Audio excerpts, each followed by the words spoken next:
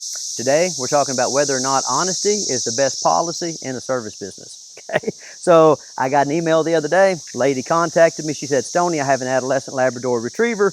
The dog has poor manners, poor socialization, and just generally could stand to have, kind of a higher level of basic obedience. I get that email 20 times a week, okay? And later, I thought, well, that's fine. So I send her a little questionnaire because I always send people questionnaires just to make sure that our services are a good fit for their situation. Lady fills it right out and gets back to me. Something jumps off the page immediately, though.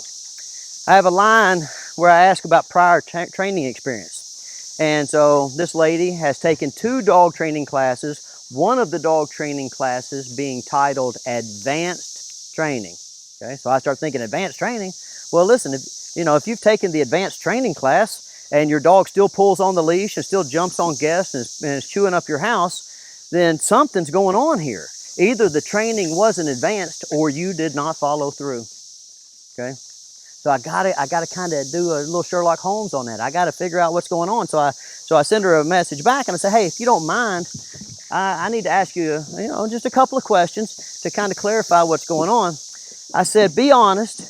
Do you feel like the instruction that you received in your 2 classes was inferior instruction, or do you feel like the instruction was high quality instruction and you just failed to follow through? I thought that was as nice a thing as a person could ask, because basically what I was saying there is I wanted all the information possible that's going to affect the quality of service I can provide. If the information that she received was subpar, well then of course, coming and hanging out with me, she's going to get the best instruction possible. She's going to get access to the best information available, and she's going to get a chance to train in the best facility available, okay? But none of that really matters if she's not going to follow through. So I want to know that. I don't want to sell the lady something that's not a good value. I'm a very frugal person. I don't want somebody else to waste their money. I don't like wasting my money. But if we're honest, what do I really want to avoid? I really want to avoid somebody coming out here and not taking my class seriously and then going back out into the public and making me look bad, okay? So that's always your calculation as a service provider. Do you focus on making the sale now, even though it might cost you in the long run, right? Or do you stay focused on the long run? At my stage in the business, I stay focused on the long run, okay? And it's easy for me to say that because I have a big backlog of people that want to come here. I don't have any debt, and I know I'm not in the same situation that a lot of you guys are in, okay? So what should I have done, right? Because when I asked her that question, guess what she emailed me back? She emailed me back and she said, Stoney, I can't believe it. You are so condescending. You're so rude for asking me that. And I was like, rude? Rude for asking you why you didn't do well when you purchased services from another service provider because I wanted to make sure that I could provide you with a good value? That's condescending and rude? And, maybe it was, right? Because maybe if this was 30 years ago, back when I was wearing my khaki pants and my little polo shirt with my business name embroidered on it, going around handing out business cards, maybe I would have handled that a little different, okay? Maybe I would have saw that she had had 2 previous experiences with service providers, and I would have highlighted what I do well. I'd have been like, sure, you went to those classes, and I bet you learned some good things, but what I can do is I can round that out for you. I can tie everything together, and I can guarantee you success. I could have done that, and I could have made that sale, and maybe that's what I should have done, okay? But my experience tells me that when you have to soft sell things, when you have to coddle people, when you have to baby them, when you have to placate them, okay, what you're letting yourself in for is multiple months of dealing with people that you provide high quality instruction for that do not follow through. And it does not matter how good a service provider you are if the person who has purchased your services does not follow through. And they will end up costing you money in the long run, okay? So, is honesty the best policy in the dog business or in any business? I would say that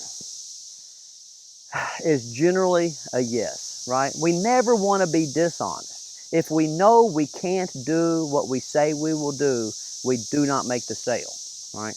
But can you afford to be brutally honest, or do you need to be casually honest, right? Okay?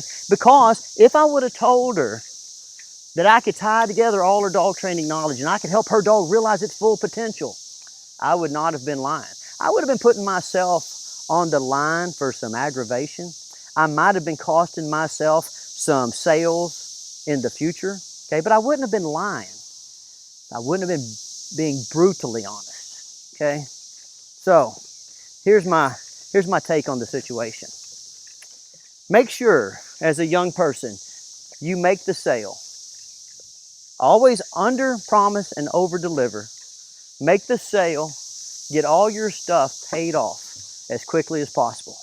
Then when you got all your stuff paid off, start moving in the direction of becoming brutally honest. Because being brutally honest, it makes for a great work day, okay? So I offended this lady and she didn't come out here. And that's awesome for me, right? Okay? Because if she would have come out here, I'm in the business of telling people what they're not doing right. They're not exercising their dog. They're not rewarding their dog. They're not looking for the good in their dog.